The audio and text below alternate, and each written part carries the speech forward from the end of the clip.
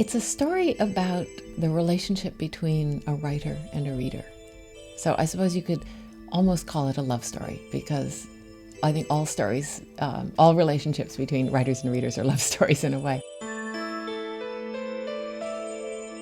It's a story about the relationship between Now and Ruth that forms through this diary.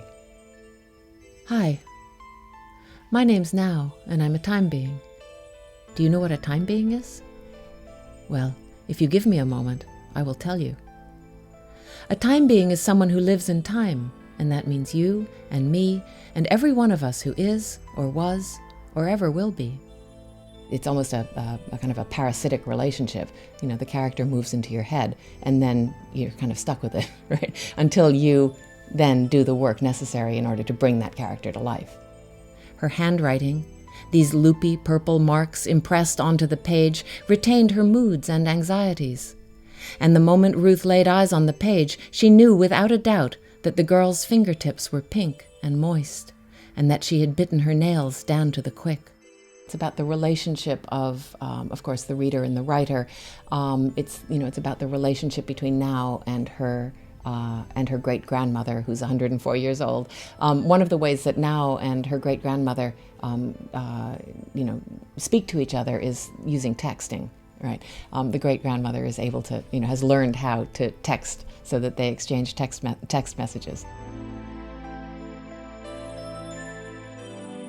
It's also about the ways that we're all connected, that we're all interconnected through time.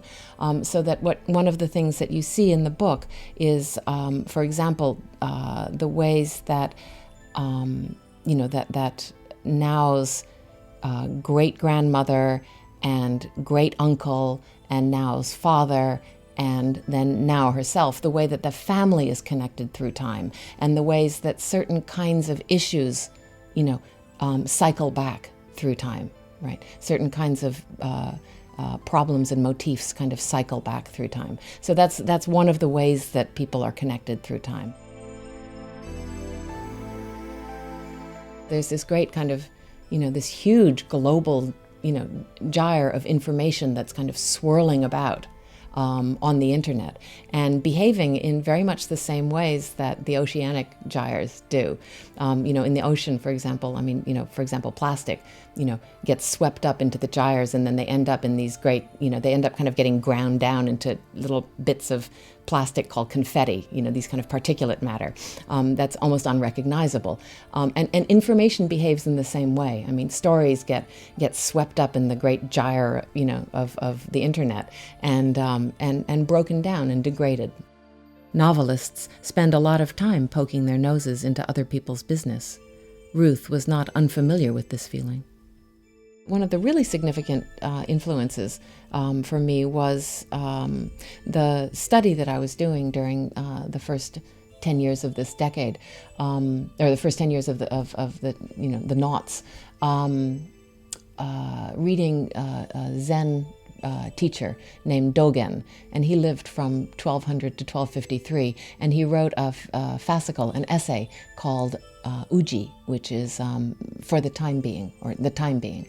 And it's a wonderful essay on the nature of time.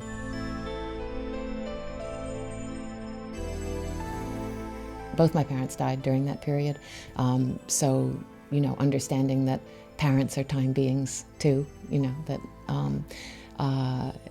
there were just there were so many catastrophic events during the last couple of decades. All of these things kind of started to come in and really inform the way I was thinking. And I think the book was kind of an outgrowth of all of that.